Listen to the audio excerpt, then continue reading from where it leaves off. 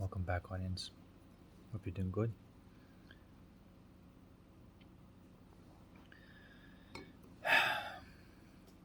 In this video, I want to talk about, or rather, point to it, zero point, zero pointed, I suppose. In previous videos, I talked about how to basically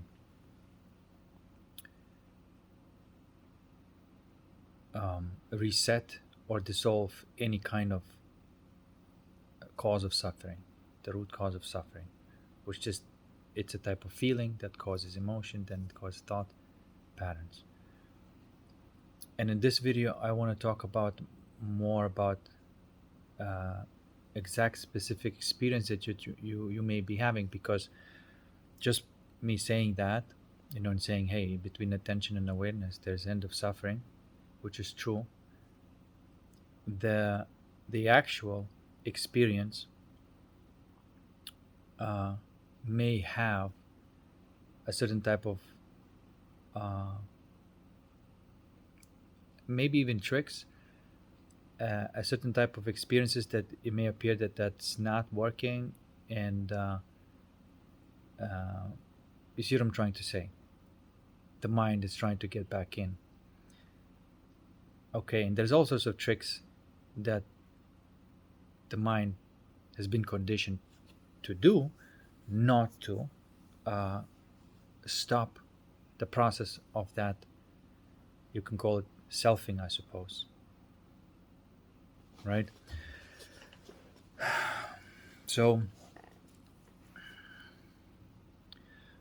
first of all, I want to talk about like more uh, real time experience. For example, if something happens and you find yourself in this negative thought loop, or maybe even like, feeling like you're about to break down, or that really, uh,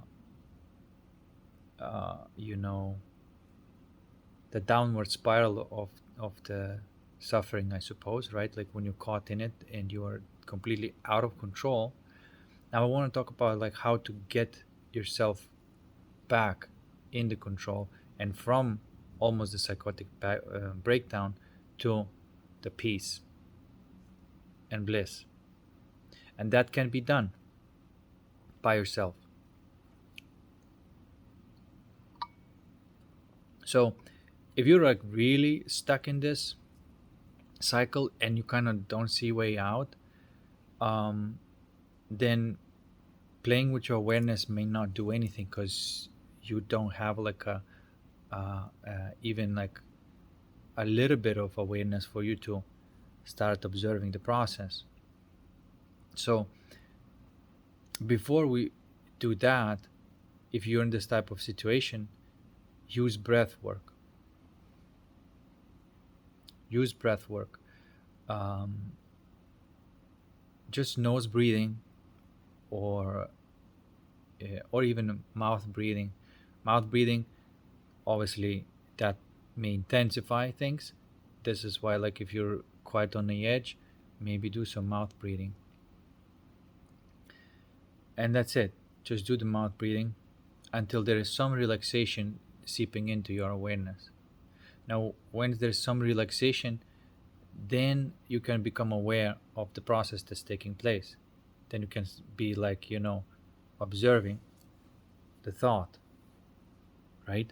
And now, when you have that observer and observed, now you can trace it back and make observe and observed one and the same, and permanently um, dissolve that distortion that was causing that loop of suffering, that cycle. Okay, so now, speaking about this feeling, once you find that feeling and that is causing that emotion and that negative thought loop, you can totally become attentive of it, right? And the trick is you become attentive of it, between it and in between. the background of everything awareness. It's almost like leaning back on your peripheries. Um, is that, again, you can call it like type of a surrender state, I suppose, or surrender movement, or falling, like it is a type of falling. But what may happen often when, if, for example, even if I would guide you and say, like, hey, what's in between, and you would focus, uh, what could happen is that there's some tensions may arise, right? Because there's this, you're trying to be the the background of awareness. You're trying to be, basically, put that part of you to sleep almost, right? To be like at the stillness and peace state, that part of you, which is your the awareness, right? While maintaining your attention. And what really happens is that the part of you goes into like a delta state, maybe even deeper, close to zero, and so there's that peace arising. But your attention may be kind of compacted at this point, right? And so it feels like, almost like, you know, a like you like you're trying to, like, right, if that would be the background, and and that would be like the attention, right? If I do this, then it would be, let's say, zeroed out. But your attention is kind of compacted in a knot, and so it doesn't want to go there, right? So it's almost like a rubber band stretched out, and there's this knot here. Even though you are hanging out here, that knot does not want to let go. Now, if the thing is that just to stay there, and don't bother about that knot. If you stay there in that stillness and peace, that knot may try to kind of take you out of this. So you always sort of like, it's a feeling of always falling back on it. It's a type of falling, actually. And as you're falling, and that thing is trying to hold you because it doesn't want to let go, because, like, oh my god, gonna lose control or whatever, you keep on falling, and you don't worry about it. And as long as you keep on falling, that thing is gonna let go. You don't even worry about it. And sometimes it may be that you have, like, actively falling, so to speak, for few minutes. And if you have like an episode and something is going on, it may be for an hour, you know but as long as you keep on having that sensation of falling onto that stillness and peace, which is really just focusing on nothing, which is, nothing is not nothing. Nothing is like, how do you focus, for example, eh, the lens of the eyeball may be clear, but it's still there. So when you focus on nothing, you kind of focus on everything, so to speak. So it is becoming aware of this fabric, of this background fabric, right? That's still peaceful and silent. Doesn't do anything, it's just still and silent. And so the mind may not be used to this, and it's like, what the fuck are we doing here? What is this shit? But the mind needs to learn and be trained to understand that this is actually a solution to what the mind was trying to get at and never could, and always making more problems. That particular process of the mind, as I should say, I should be specific. There's a particular process of the mind that is not necessary, never was, and never will be. We are basically shutting down that process, that particular process, and repurposing the mind for the tangible things and what where the mind and logics must be used, and retiring it from that specific process, training your dragon, if you will. But it is a type of training. But the thing is that mind is a rational thing. I mean, if you truly are rational, and your mind is rational, and because in an emotional state mind is not rational, this is why sometimes you can speak with somebody who's emotionally attached to the belief system, and you can logically deduce it to the through logics that is actually incorrect, and they're the ones who are using and saying that they're being rational, when you can prove it that in fact that they're not being rational, because they have just not really dissected everything all the way. They're usually an emotional reaction of anger or something like this, because now they're defending the belief system that are proven to be incorrect and flawed, and so they basically they escape to being rational and fall back on the emotional. But if we are truly brutally rational, and this is what you should be expecting of your mind, then when these things happening like that, discomfort, I don't know how I would call it, because like if I call it pain, it's not exactly pressure. There's 4 types of distortions, right? Like let's just call it distortions, suffering, you know. So when that happens,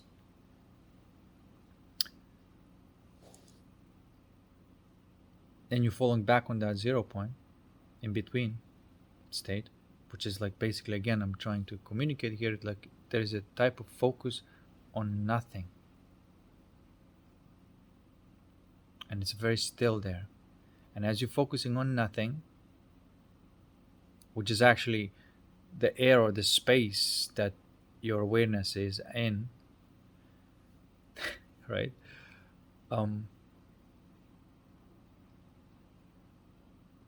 And as you're focusing on that nothing, the only thing that may keep you from it is like that maybe knot in your system that doesn't want to let it go. But if you stay there, that knot is just gonna go and disappear as well. And when that happens, you can prove it to your mind that indeed focusing on nothing was a solution to that pain, that suffering, that distortion. Mind in the end has to be in agreement that it's not that it's not supposed to be using that function for this purpose. And over a few times, you can literally prove it to your mind that indeed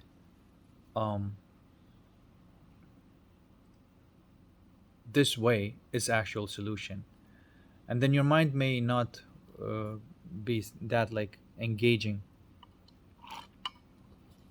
and supportive of that process, which is really a rational part of your mind, which is another thought, agreeing that the best approach is a suspension of thought itself, of the thinking process. And so the last thought may be of that may say, I'm falling, or I'm dying, or you see, like it's a thought that is the last thought, yet you are running it or aware of it.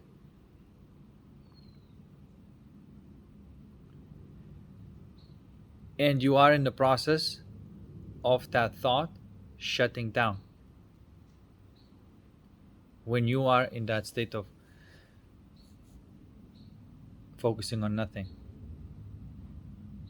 Now, what's happening there is this part of your system is falling into, like I said, delta and close to zero states. Another part of your system would probably was running in the beta, which was thinking mode. Now it's basically, um, if you become still attentive, aware of all the backgrounds, and attentive of all the feelings, you are calibrating yourself to the state of like a total reset. And a part of you goes into gamma and a part of you goes into delta. And that is a calibrated state. You feel peaceful, intense stillness and peace that cannot be tainted by anything, pristine and pure.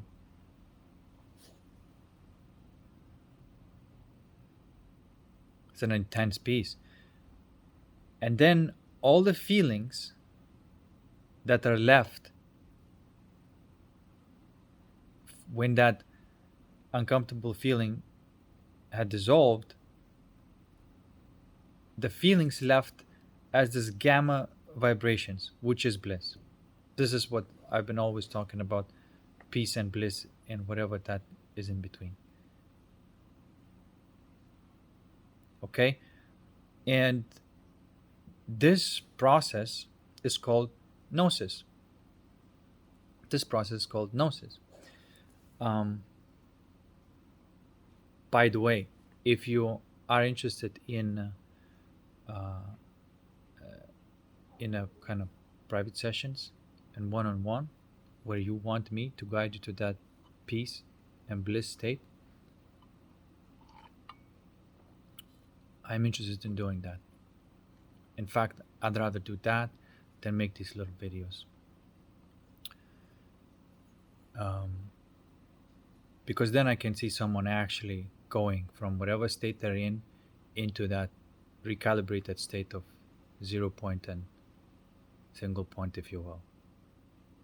That reset state. Okay?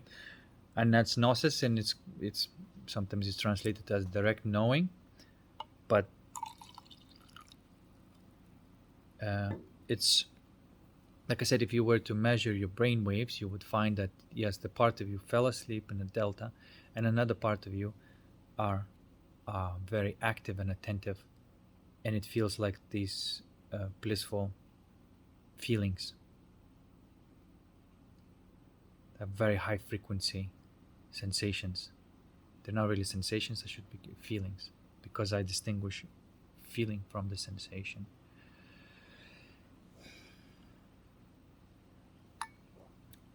But that is a default state of consciousness, okay? And sometimes people call Satchitananda or whatever. And it is accessible to actually, well, I don't know for a fact if it's 100% to everyone, but I suppose the people who are interested in that certainly is accessible, that state. And I am well, people ask me, I talk about this, and people sometimes ask me about what something's going on. So like, this is what's going on, and I just guide them and reset them into that state. And like, in 30 minutes, they may be thinking that everything is pointless to being completely at peace and bliss and happy about life. You see. And others are a little bit more intense cases, and it takes longer, and they may be flying off the handle, and from there we can go all the way to the 0 point. And then once you learn how to do this, you may actually, if I were to, well, I see the pattern that if I guide people there, they may not be used to it, but then they see it like, whoa, this is like, whoa, what the hell is this? Fuck, like, like super impressed, and they may have like a really strong bliss feelings, and not everybody, some do, others are a little bit less intense, others more intense, but it's there. And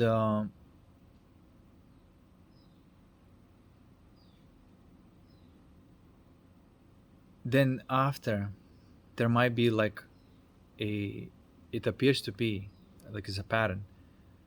uh, the mind or that particular thought process tries to make a comeback.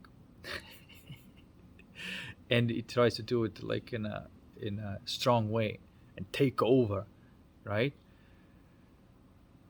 And that usually where there is this a moment of crisis or an emotional crisis that happens, whatever that may be, but there's this outburst that may take place. And then if you take that and zero it out, then after that the mind loses its grip and it's not coming back as strong anymore. But I noticed that there is this strong comeback of the mind after first zero reset. Okay, now, so that's what I want to do. I want to do one-on-one gnosis sessions, as I call it, because they are. And then, uh, if you need them, but after you've done it a few times, then you can do it yourself, and that becomes almost like a habit, or it has to become a habit, because life keeps happening. These emotional or these distortions, they come up, not anybody's fault, through time. Time comes and time highlights them, and so then poof, they pop up again, but the solution is always the same. So I would even say, when you end up being in this habit of continuous falling in love, which is actually what it is a type of falling in love, but not with anybody in particular, but if anything, with the love itself. But it's just continuous falling in love. Um, and sometimes something's trying to take you out of it, but as long as you keep on falling, it doesn't stay there, right? And eventually that feeling of falling becomes so delicious that you'd never want to leave it, and that becomes part of your life. Okay, and when it becomes part of your life, whatever you do, it's always in the background. That stillness is always in the background, that bliss is always in the background.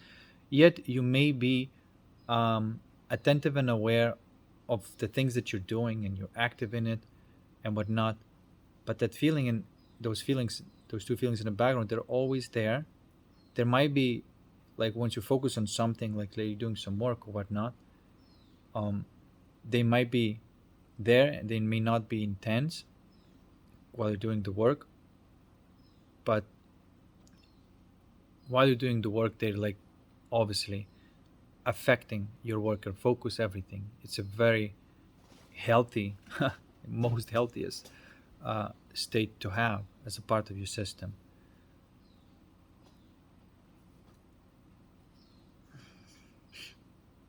And that state arises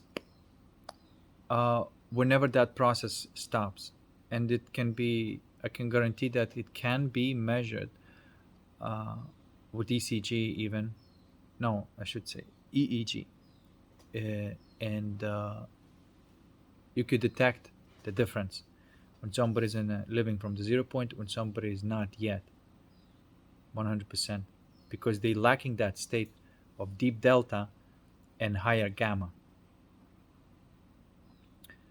Okay, now when you're not working and you become more aware and focused on and move like a closer to these states, then you may be doing whatever, like having fun and enjoying everything that you're doing is much more enjoyable. Okay. um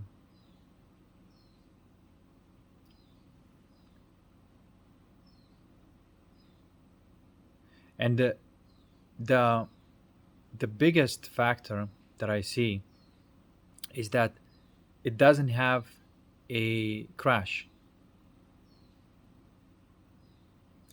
You don't live a life where like there's this peak, and then crash.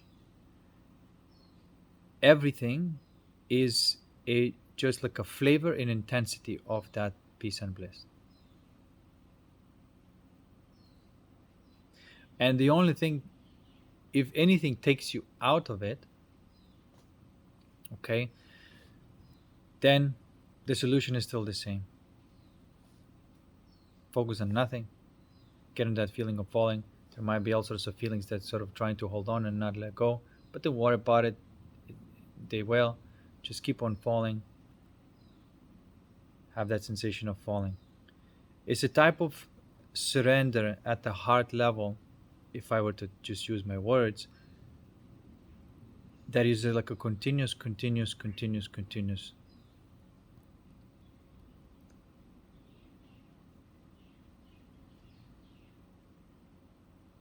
And it appears to me that that becomes sort of like automatic.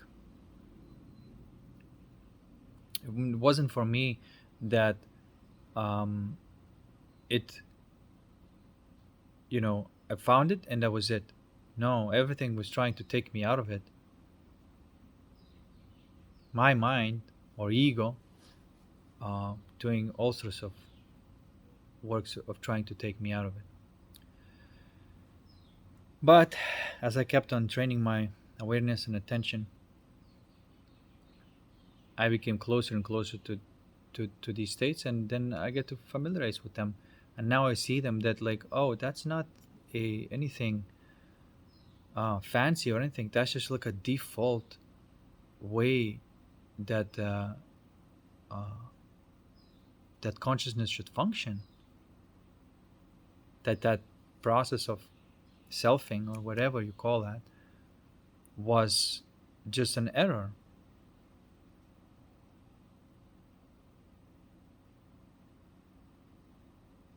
And for some reason, I think because of that tendency, and everywhere you are, like the movement, the gravity is so strong towards that ego that it becomes sort of like almost a training yourself to keep on gravitating towards that and using certain amount of effort and willpower to until you sort of let go. So that's why it requires a courage at the beginning and then surrender. It's like jumping, you know bungee jumping. First you're like, oh, you don't want to do it, right? But then once you make that step, you got to take that leap of faith. And then you don't remain tensed because there's nothing you can do about it. You're falling already. So you totally relax and you realize that what you were experiencing as yourself, that wasn't it, and that nothing really died. It was just a thought. And I have to say that that thought was ugly. The thought that said things that are not true, like I'm dying, and many other lies. So that process, that type of thought is always a lie because it's based on a distortion.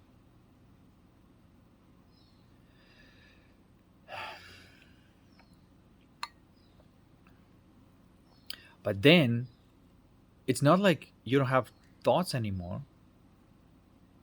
but there is no process of thinking. If I were to distinguish that, right now I'm just using words to distinguish that process. Um, and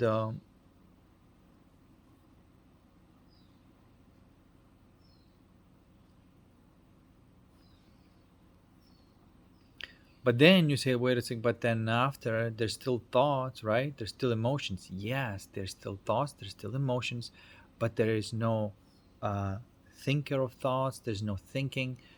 They just happen. They just happen spontaneously, right? And and they happen to be beautiful emotions and beautiful thoughts because they're stemming from the basis of everything, which is that um, peace and bliss state. Okay, and so that's pretty much an essence of like the alchemy. You, of course, things are trying to take you out of it. You have to go back in it over and over and over again until that loses the gravity, and then you remain there and becomes your natural state of being. Oh my God, there's so many things going to try to take you out of it, right? It is, to me at least, it was and still is, but not to the such degree as a beginning. Uh, but right now, once in a while, I do have something that takes me out of it for a moment, you know. But I feel like that is going away because I can see the few in between, and now I have way more awareness and control over it. So even when it's happening, I'm aware it's happening, and I'm watching it happening, and then I'm watching it take place, and I know that that wasn't from from them my highest uh, behavior, but I just watch that behavior and say, all right, there was this thing that happened, and then if there are any kind of after that fact, are there any kind of negative feelings? I do the same thing, zero it out, and now the next time, because that negative feeling was taken care of, there's not going to be a desire or an impulse to do that thing that was a excuse me, momentary, uh, let's say, pleasure at the cost of continuous peace and bliss, right? And that's just like an old habit. Okay, this is why there is an art in this, and it does feel like war at the beginning, but there is an art to it. There is an elegance to it, and there's a way to it. And it does appear that at the beginning you're so-called alchemist, right? Because all these things pop out, and you got to alchemize, and it's almost like spiritual BDSM, if you will. Um, some thoughts like that may help in these moments where it's kind of tough to surrender to something that feels so negative or whatever. Um,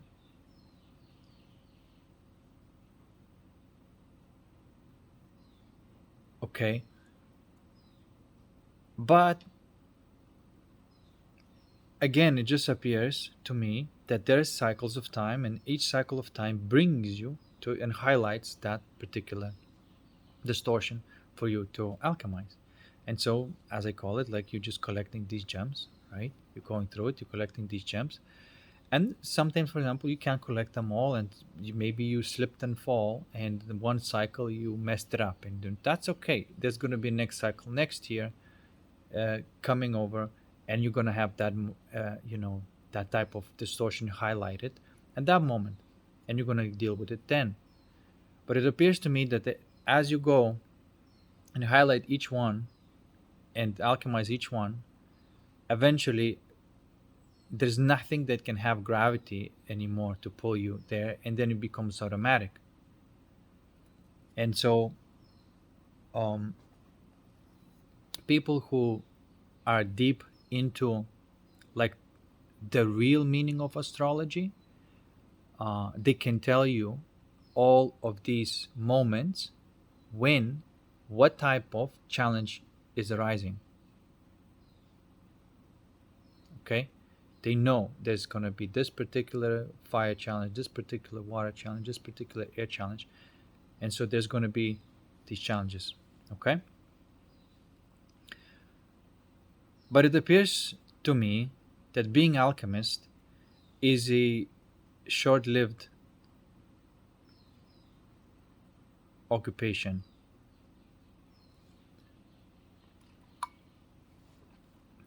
because first of all, once you start alchemizing, you can't stop.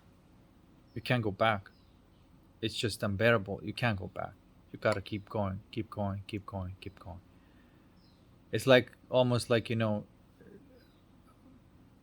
uh, let's say popping some psychedelic, or let's say taking a toke of DMT and feeling that like all reality disappearing, and you're trying to stop it. It's too late.